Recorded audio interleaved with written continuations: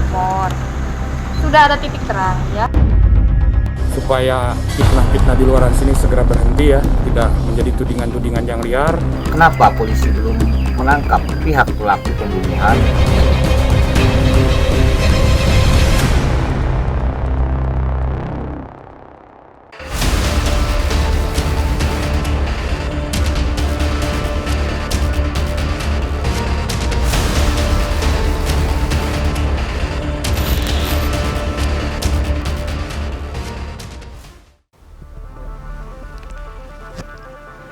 Sudah memasuki minggu ketiga, kasus pembunuhan di Kampung Ciseti, Desa dan Kecamatan Jalan Cagak, Kabupaten Subang belum terungkap. Polisi sudah memeriksa setidaknya 25 orang dalam kapasitasnya sebagai saksi. Dari sejumlah itu, ada beberapa saksi yang diperiksa lebih dari sekali. Mereka yang kembali dipanggil adalah orang-orang yang saling mengenal dengan korban, atau boleh juga disebut sebagai orang dekat. Dan dari para saksi yang diperiksa polisi, salah satunya adalah Mr. X. Siapa sosok yang dimaksud? Polisi tak ingin gegabah membuka tabir. Serangkaian penyelidikan masih dilakukan secara intensif. Sejumlah saksi masih warawiri masuk dan keluar ruang pemeriksaan.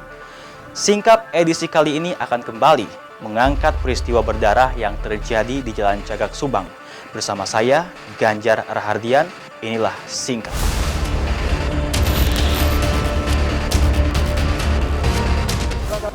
Alon. Kayaknya kau ini nggak ada. Awas.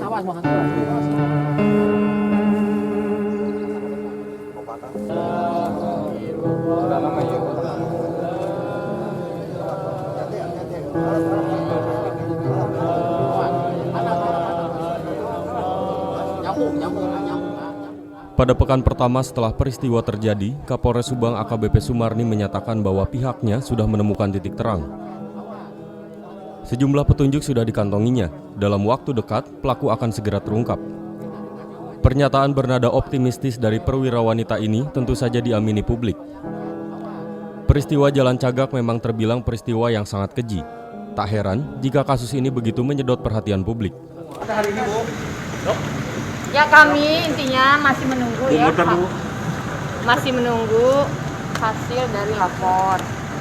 Sudah ada titik terang ya, jadi berikan kami kesempatan untuk mengungkap kasus ini. Insya Allah dalam waktu dekat kita akan rilis ya, kabar ya. Mohon waktu, kita juga sedang bekerja, kita masih mengumpulkan bukti-bukti, mengumpulkan alat bukti supaya ini fix mengarah ke seseorang.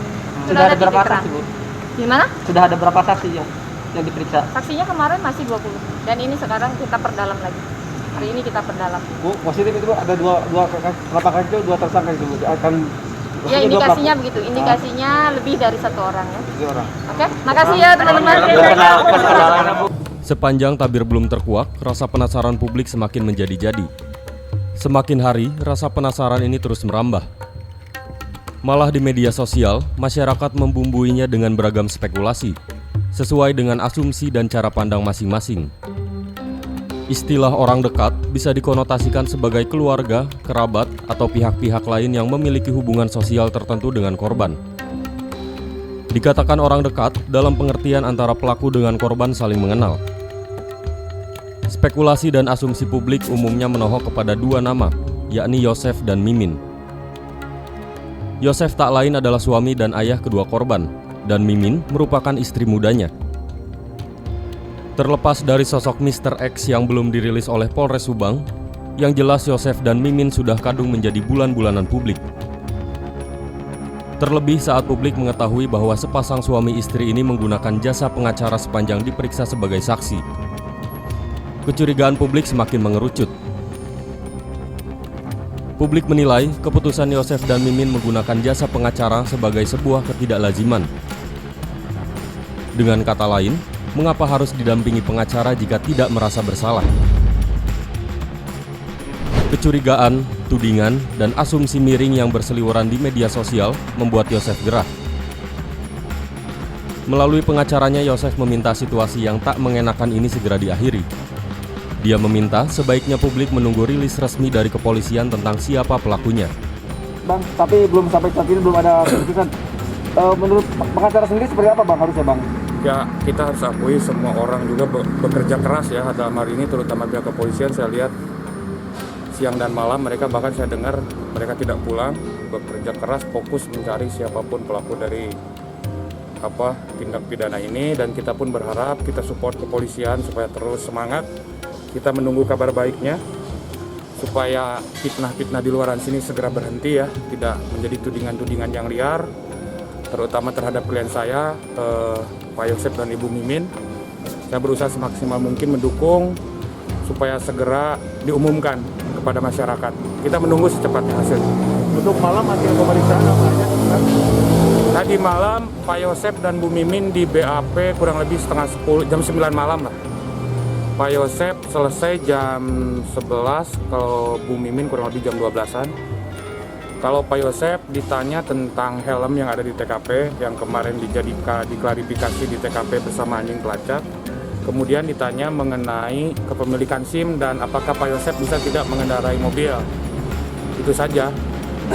Dan menerangkan Pak Yosep tidak bisa mengendarai mobil, kalau SIM itu punya dia SIM motor kalau tidak salah ya.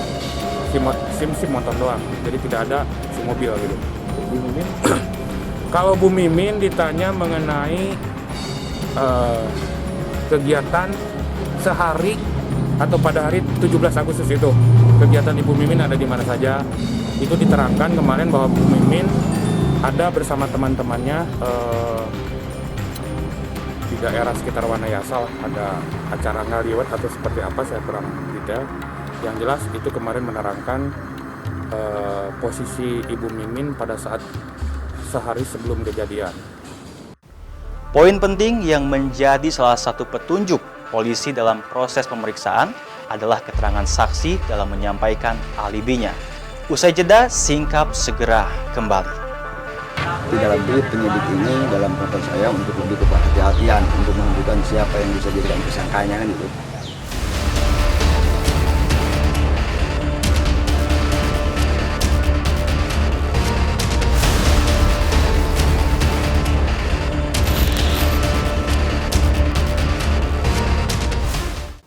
Alibi. Ya, sedang berada di mana seseorang ketika peristiwa terjadi. Dari keterangan saksi yang diperiksa seputar alibinya, polisi bisa mengantongi petunjuk penting. Rohman Hidayat, pengacara Yosep, mengatakan bahwa kliennya beralibi bahwa di rentang waktu peristiwa terjadi, dia berada di rumah istri mudanya. Kepada polisi, Yosep menceritakan bahwa dia mengetahui istri dan anaknya sudah tewas saat datang pagi hari.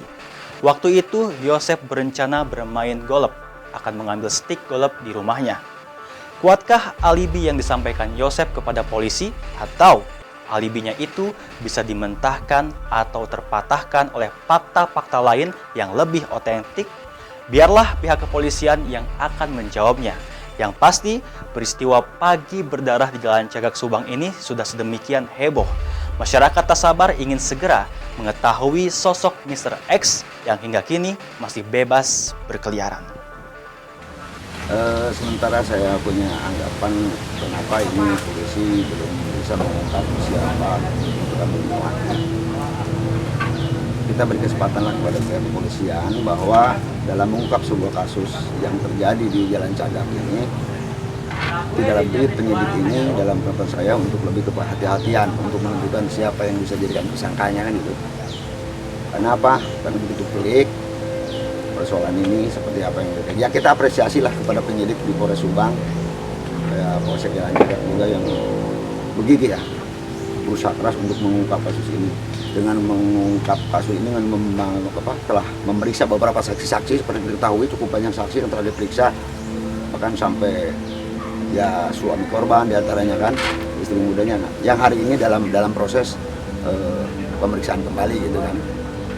Setiap hari saya mungkin selalu mengikuti terus tentang kasus yang terjadi di Jalan Cagak ini. Ya tadi itulah, sebetulnya saya juga menginginkan segera bahwa ini cepat terungkap, tapi persoalan yang kita juga mesti hargai ke pihak penyidik karena ingin lebih tepat di dalam menentukannya gitu. Jangan sampai nanti salah sasaran, salah kaprah. Ya, semoga lekas ketemu pelakunya biar selesai masalahnya, terus ya biar tenang lah, semua warga biar tenang kalau sudah dapat pelakunya. Ya semoga segera tertangkap sih pelakunya ya, dan diberi hukuman yang setimpal gitu. Ya mungkin butuh keseriusan ya dan ketelitian biar pelakunya cepat tertangkap dan tidak salah orang gitu. Itu mah nggak bisa menduga-duga sih ya, nggak tahu. Kenapa polisi belum menangkap pihak pelaku pembunuhan tewasnya ibu dan anak di Jalan Cagak? Menurut pendapat saya, kita orang yang berlogika, kita orang yang bernalar, harus bisa menjadikan sebuah perkara. Jangan sampai ada suatu perkara dengan perkara yang lain dikait-kaitan itu sama. Pada intinya kan seperti itu. Apalagi ini kasus pembunuhan yang notabene berhubungan dengan nyawa dan berhubungan dengan hukuman. Bila mana polisi menetapkan dengan gegabah siapa daripada pelaku tersebut. Terkait dengan kasus pembunuhan ibu dan anak di Jalan Cagak, saya menilai kenapa polisi sampai saat ini belum berani untuk mengungkapkan siapa pelakunya. Saya yakin polisi juga mempunyai perhitungan-perhitungan yang jelas dan tidak ingin menyalahi dan tidak ingin menetapkan pelaku yang ternyata bukan pelaku. Sehingga sampai saat ini memang belum diungkapkan oleh polisi, itu karena perhitungan polisi yang memang ingin lebih detail, ingin lebih jelas, dan tentunya alat buktinya yang benar-benar mengarah pada orang yang bersangkutan. Dan kemudian juga kalau polisi berkata bahwa kemungkinan pelakunya adalah orang dekat, ya kalau kita melihat dari alat bukti dari olah TKP, polisi pasti bisa menyimpulkan itu. Dalam dunia kriminalitas, kita sering mendengar bahwa tak ada kejahatan yang sempurna. Yang menjadi pertanyaan, sedemikian profesionalkah pelaku sehingga jati dirinya belum juga terungkap? Padahal, waktu terus merambat dan 3 pekan telah berlalu. Seusai jeda, Singkap segera kembali.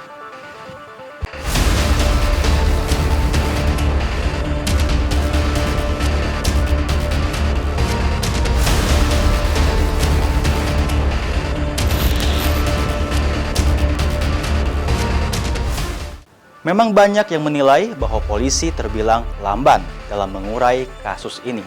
Namun, lambat laun teka-teki ini akan terjawab. Sebab setiap aksi kejahatan selalu meninggalkan petunjuk.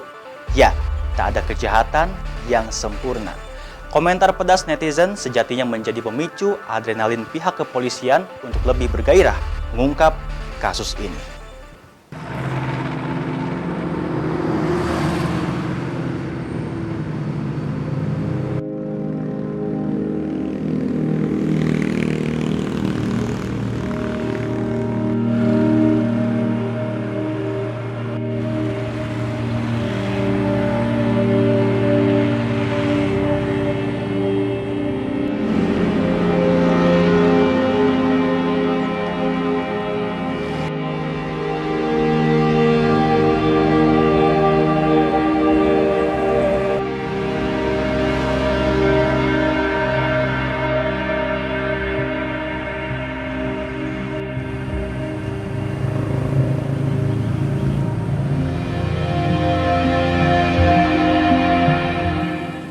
Sekadar untuk diingat kembali, pagi 18 Agustus silam ibu dan anak ditemukan tewas di dalam bagasi mobil mereka.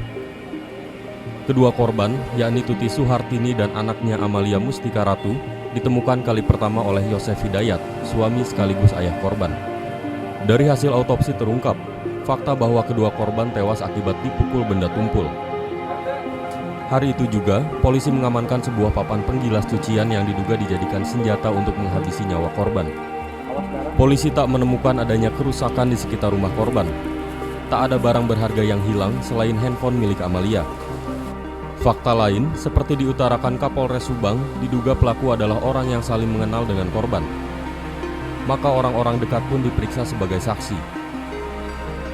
Selain Yosef, polisi juga memeriksa Mimin yang merupakan istri muda Yosef dan Yoris, kakak kandung Amalia. Siapapun pelakunya, publik berharap kedua korban ditempatkan di tempat layak di alam sana.